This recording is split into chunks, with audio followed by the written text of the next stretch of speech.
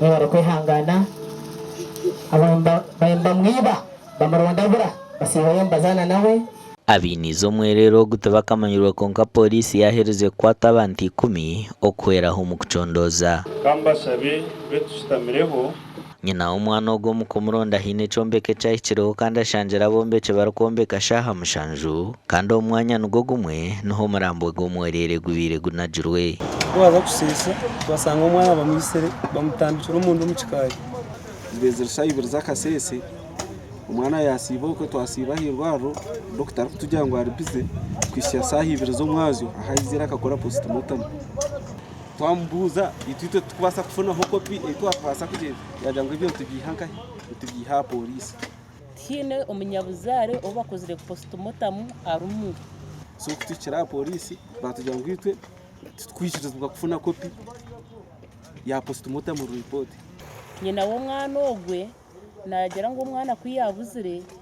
ya reportinga hati ninyebuza omukazi ogwe kwebina bakutekatekaho batakubasa kumwikiriza nangwa ngo aze kureba umutumbi gw'umwana uninga kuguzika itwe ntwiza tuganyurwa mu kahi mu government gitegumene twekaturanga abantu benyuma ekamanye bikufenyuma omubakwasirwe harimo wabira meya wa Mitoma Town Council Mugarura Alfred kandi abebyo kwerinda bagira ngo bariyo no bacondoza uwakuba information yona eyukubasa kureta omuntu ayisiri agerata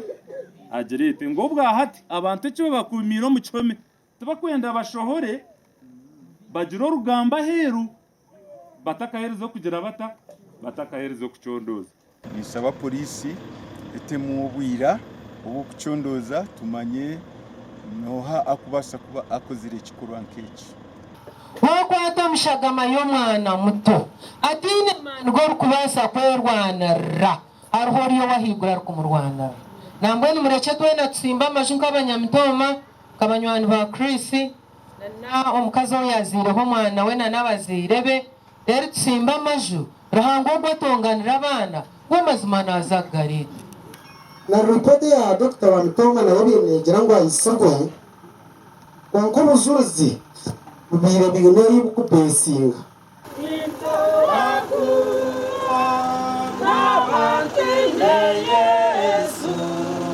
amakuru agagasha kwa Ben Muhozi.